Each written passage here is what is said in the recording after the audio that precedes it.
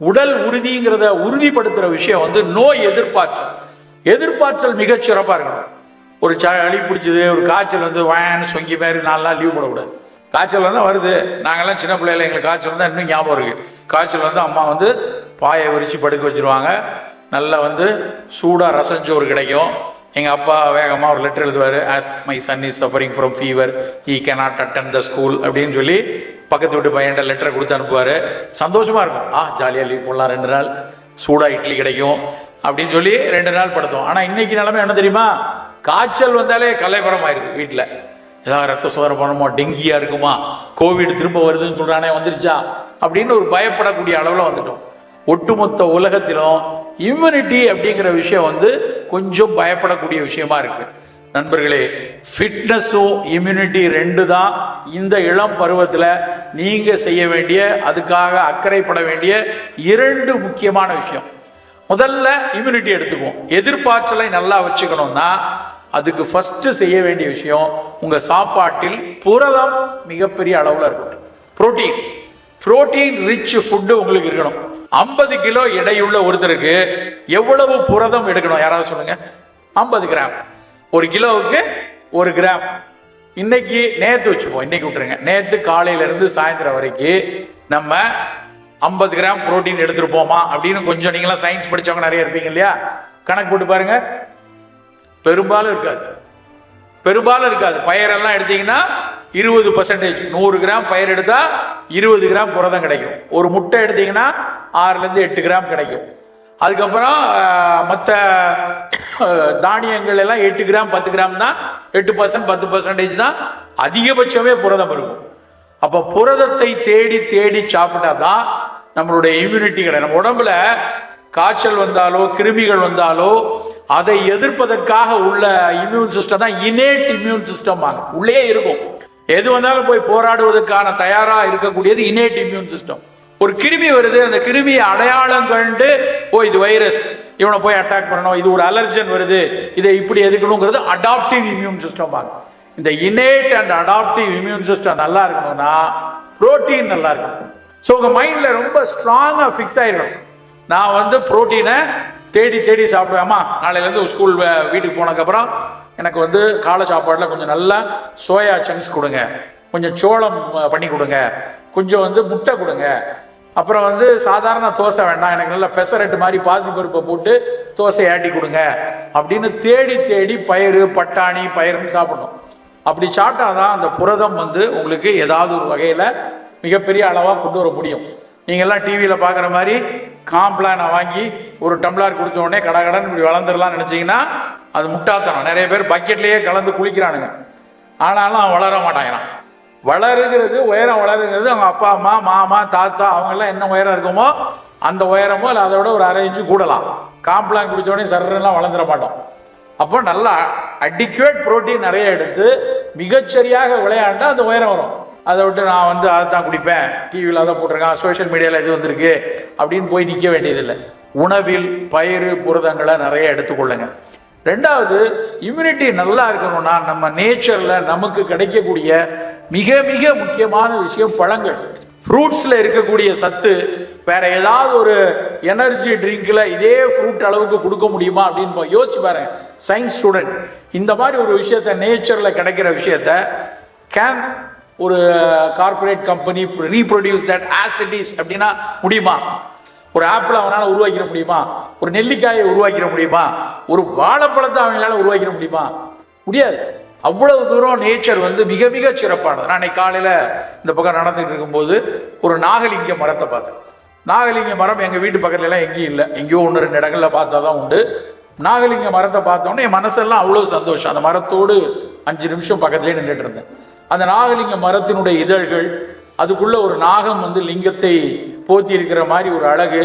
இந்த இடத்துல கிட்டத்தட்ட 50-60 மரங்கள் கண்ணில் தென்படுகிறது. நீங்க எல்லாம் கண்டிப்பா பார்த்து ரசிக்க வேண்டிய பூ அது. அந்த நாகலிங்க பூவை யோசிச்சு பார்த்தா, இப்படி ஒரு பூவை அந்த இயற்கை படைக்கிற மாதிரி நம்மளால படைக்க முடியுமா? அதுல இருக்கிற ஒரு மனம், அதுல இருக்கிற ஒரு அழகு, வேரில் பூக்கக்கூடிய ஒரு அழகு. நான் யோசிச்சு பார்த்தேன், ஏன் இந்த கிளை வேரில் பூத்திருக்கு தனியா, மரம் அப்படியே நெடுங்காஞ்சலையா மேலே உயரமா இருக்கு, ஆனால் கீழே பூத்திருக்கு வேர்ப்பலா மாதிரி, அது வேர்ப்பூவாக பூத்திருக்கிறது. என்ன ஒரு ஒரு இயற்கையோட அதிசயம்னு நம்ம பார்க்குறோம். இப்படியான அதிசயங்கள் ஒவ்வொரு பழங்களுக்குள்ளேயும் இருக்கு நண்பர்களே. நீங்க வாழைப்பழத்தை எடுங்க. எத்தனை பேர் நாகர்கோவில் பக்கம் இருந்து வந்திருக்கீங்க? நீங்க நாகர்கோவில் பக்கம், நாகர்கோவில்ல தோவாளை பக்கத்துல ஒரு பழம் மிகச்சிறப்பு, அங்க மட்டும் தான் கிடைக்கும். என்ன பழம்? மட்டி. அவருக்கு ஒரு கைத்தட்டு கொடுங்க, மிகச்சிறப்பா சொல்றாரு. அது இவ்வளவுதான், சுண்டு விரல் சைஸ் தான் இருக்கும். சுண்டு விரல் சைஸ்ல தான் இருக்குமா மட்டி பழம். அதுல நான் முதல் முறையா ஒரு தடவை ஒரு 2 ஆண்டுகளுக்கு முன்னாடி சிகப்பு மட்டி பார்த்தேன். மட்டி மஞ்சளா இருக்கும், அதுலேயே செவ்வாழை மாதிரி குட்டியா ஒரு சிவப்பு மட்டி பழம் அங்க இருக்காங்க. ஒருத்தர் கொடுத்தாரு.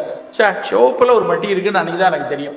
அப்படி நாகர்கோயில்ல ஒரு மட்டி பழம் இருக்கு. களியக்காவிளைன்னு கேரளாவுக்கும் நம்ம தமிழ்நாடு பார்டர், அந்த ஊர்ல உள்ள செவ்வாழை, அந்த ஊர்ல இருக்கிற நேந்திரன் வாழை அவ்வளவு சிறப்பு. இந்த மட்டிப்பழம் என்ன சிறப்பு அப்படின்னா, கை குழந்தைக்கு தாய்ப்பால் கொடுத்ததுக்கு அப்புறம் எத்தனாவது மாசத்துல இருந்து திட உணவு கொடுப்பாங்க? 6-7ஆம் மாசத்துல. 6-7ஆவது மாசத்துல திட உணவு கொடுக்கும் போது முதல்ல கொடுக்குற பழத்துல ஒண்ணுதான் மட்டிப்பழம். அவ்வளவு கூழா இருக்கும், ரொம்ப இனிப்பா இருக்கும். கையில பிதுக்கி தாய் லைட்டா கையை வச்சு நைட்டா நசுக்கி வாயில கொடுத்துருவாங்க. குழந்தை சாப்பிட்றோம். பல் வளராத அந்த குழந்தைக்கு அந்த மட்டிப்பழம் கொடுப்பாங்க. நேந்திரன் வாழை, செவ்வாழை எல்லாம் நேந்திரன் வாழை எடுத்தீங்கன்னா ரொம்ப பியூனியா இருக்கிறான் ஒரு பையன், ரொம்ப ஒல்லியா இருக்கிறான், வெயிட்டே போட மாட்டேங்க அப்படின்னா நேந்திரன் வாழை சாப்பிட்டா எடை போடும்.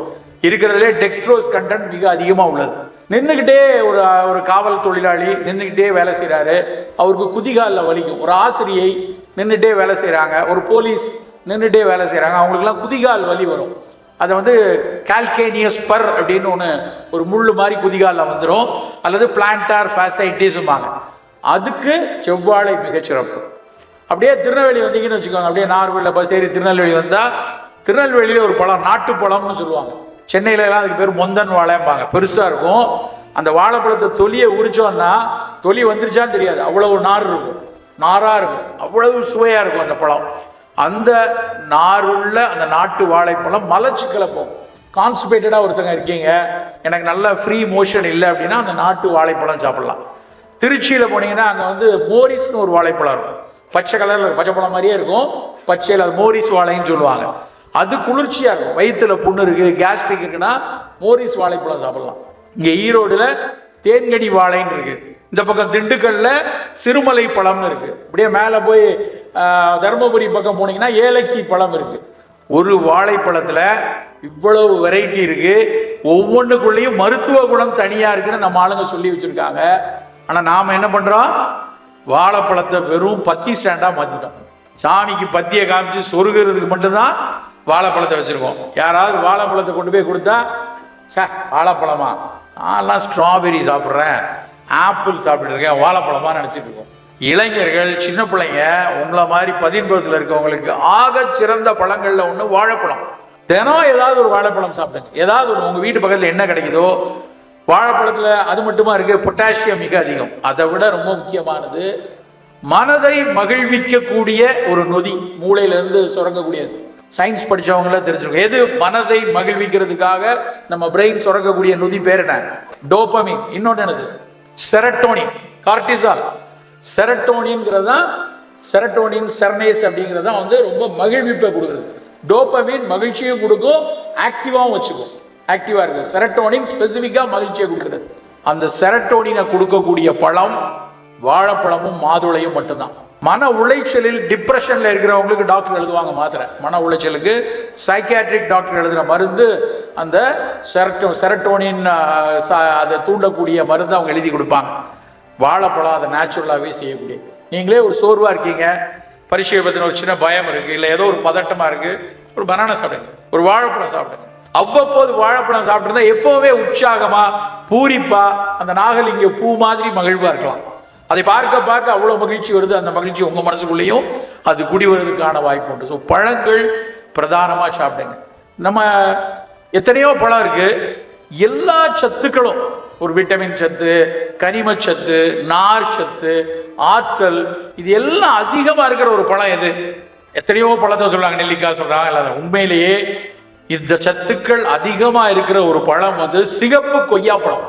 சிகப்பு கொய்யா இருக்கு இல்லையா, நாட்டு கொய்யா, அந்த பழத்துல தான் இந்த சத்துக்கள் எல்லாம் நிறைந்திருக்கு. நேஷனல் இன்ஸ்டிடியூட் ஆஃப் நியூட்ரிஷன் அப்படின்னு ஹைதராபாத்ல இருக்கு, NIN. இந்தியாவிலேயே ஐசிஎம்ஆருடைய மிகப்பெரிய இன்ஸ்டியூட். அவன் வந்து உலகத்தில் இருக்கிற ப்ளூபெரி, பிளாக்பெரி, ஸ்ட்ராபெரி எல்லா பழங்களையும் ஆராய்ச்சி செஞ்சு ஃபர்ஸ்ட் ரேங்க் கொடுத்துருக்குது இந்த சிகப்பு கொய்யாக்கு. ஆனால் நம்ம வந்து போடா கொய்யான்னு பேசிட்டு உட்காந்துட்டு இருக்கோம். கொய்யா அவ்வளவு சிறப்பான ஒரு பழம். எனக்கு பல நேரங்களில் மற்ற பழங்களையெல்லாம் வந்து பழமுதிர் சோலைகள்லாம் போய் பார்த்தீங்கன்னா ஆப்பிள்லாம் அடுக்கி வச்சுருப்பாங்க, மெட்ரியன் ஃப்ரூட் அடுக்கி வச்சுருப்பாங்க, ஆரஞ்சஸ்லாம் டென்னிஸ் பால் மாதிரி அடுக்கி வச்சுருப்பாங்க, அப்படியே மேங்கோஸில் நல்லா இமாம் பசந்தெல்லாம் அடுக்கி அப்படி பார்க்கவே பிரமாண்டமாக அழகாக இருக்கும். ஆனால் கொய்யாப்பழத்தை மட்டும் ஓரமாக கூரில் போட்டிருப்பாங்க. கொய்யாப்பழம் மட்டும் எனக்கு தெரிஞ்சு விலை கூடலையேன்னு வருத்தம். இப்போ கொஞ்சம் கூடியிருக்கு, ஆனால் பெரும்பாலும் கிலோ 100 ரூபாய்க்கு மேலே வரமாட்டேங்குது. அந்த பழம்லாம் விலை கூடணும்னு தோணும். அப்போ தான் நம்மால் மதிப்பாங்க. 500 ரூபாய்க்கு போய் 100 கிராம் பிளாக்பெரியை வாங்கிட்டு போகிறாங்க சென்னையில். அது கலிஃபோர்னியாவிலேருந்து வருது. ப்ளூபெரி வந்து கேன்சர்லாம் தடுக்கும் சார் அப்படின்னு வாங்கினே. நம்ம ஊர் நவ்வாப்பழம் அதை விட தடுக்கும்டா, அது தெரியாது. ஆனால் வெளிநாட்டு பழங்கள் மீது ஒரு மோகம். கொய்யா நம்ம ஊரில் இருக்க ஆகச்சிறந்த பழங்கள்ல ஒன்று. இந்த கொய்யாவா நெல்லிக்காயான்னு அந்த பக்கம் இருந்து, நெல்லிக்காய் தானே சார் நல்ல பழம் அப்படின்னு ஒருத்தர் அங்கேருந்து கேட்டார். உண்மையிலேயே பழங்களில் மிகச்சிறந்த பழங்கள்ல ஒன்று நெல்லி. நெல்லிக்காயெல்லாம் தினம் வீட்டில், நம்ம வீட்டில் இருக்கணும். தினம் சும்மா பாக்கெட்டில் டவுசர், நாங்கள்லாம் சின்ன பிள்ளையில டவுசர் பாக்கெட்டில் போட்டுட்டு போவோம். அதை போய் மெதுவாக கடிச்சு சாப்பிட்டுட்டு தண்ணி குடிச்சு உனக்கு இனிக்குதா எனக்கு இனிக்குதா. நெல்லிக்காய் சாப்பிட்டோன்னே இனிக்கும் இல்லையா, தண்ணி குடிச்சா இனிக்கும் இல்லையா. எத்தனை பேருக்கு தெரியும்? நிறைய பேருக்கு இன்னைக்கு தெரியல. நெல்லிக்காயை சாப்பிட்டு, வெரி குட், தேங்க்யூ. நெல்லிக்காயை சாப்பிட்டு சுவைத்து தண்ணீர் குடிச்சு விளையாண்ட காலம் அத்தனை உண்டு. நெல்லிக்காய்ங்கிறது வெறும் விட்டமின் சி மட்டும் இல்லை. நம்மெல்லாம் படிச்சிருப்போம், நெல்லிக்காயில் விட்டமின் சி நிறையா இருக்கு. நம்மளுடைய முதுமையின் மாற்றத்தை குறைக்கக்கூடிய தன்மை கூட நெல்லிக்காயில் உண்டு. இன்னும் சொல்ல போனா ஒரு 2000 வருஷமா பதிவு செய்து ஒரு பழக்கத்தில் மிகச்சிறப்பாக இருக்குன்னா அது நெல்லிக்காய் மட்டும்தான். ஸோ அந்த நெல்லிக்காய், நம்ம வீட்டில் ஆப்பிள் வாங்கி வச்சிருக்கோம், எல்லார் வீட்லேயும் ஆப்பிள் இருக்கு, ஒரு ஆப்பிள் இருக்கு, ஆனால் நெல்லிக்காய் இருக்காது.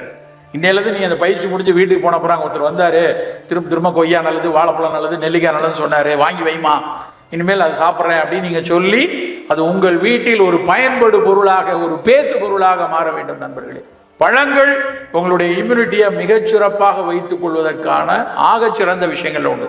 நாவல் பழம், நம்மலாம் நினைப்போம் நாவல் பழம்னா வாயில புழுவா வரக்கூடியது மட்டும்தான் மனசுல நினைப்போம். ஆனால் நாவல் பழத்தில் அவ்வளவு ஆந்தோசைனின் இருக்கு. ஆந்தோசைனின்ங்கிறது செல் அழிவை போக்கக்கூடியது. நம்ம உடம்புல செல் டேமேஜ் வராமல் தடுக்கக்கூடிய பழங்களில் ஒன்று நாவல் பழம். நம்ம நாட்டுக்கே ஒரு காலத்தில் பேர் நாவல் தேசம். ஜாமுன் ஐலண்டுன்னு தான் இதை முதல்ல குறிச்சிருக்காங்க. இந்த பாரத்துங்கிற பெயர் வர்றதுக்கு முன்னாடி, இந்தியா பெயர் வர்றதுக்கு முன்னாடி வரைபடத்தில் நம்ம இடத்த உலக நாடுகள் ஜாமுன் ஐலண்ட் என்று தான் குறித்து வச்சிருந்திருக்காங்க. அவ்வளவு நாவல் மரம் இங்கே இருக்குது. அதுவும் குறிப்பாக இப்போ நாம் இருக்கிற மலைத்தொடர் இருக்க, இங்கே இருக்கிற மலைத்தொடர், மேற்கு தொடர்ச்சி மலைத்தொடரில் மிகப்பெரிய அளவில் நாவல் மரம் இருந்திருக்கிறது. அந்த நாவல் மரத்தை பற்றி சங்க இலக்கியத்தில் கபிலர் வந்து பல பாடல் பாடியிருக்கார். இந்த மரத்தில் இங்கே அந்த சங்க இலக்கிய பாடல்களில், குறிஞ்சி தொகை பாடல்கள் எல்லாத்துலேயும் வந்து நாவலை பற்றி சொல்லியிருக்காங்க. அவ்வளவு சிறப்பான ஒரு பழம் வந்து நாவல். ஸோ உங்களுடைய அன்றாட உணவுகளில் கண்டிப்பாக இடம்பெற வேண்டிய 2 விஷயம், அதிக புரதம், பழங்கள். இந்த 2 தான் உங்களுடைய ஃபிட்னஸை மிகச்சிறப்பாக வைத்துக்கொள்ளும்.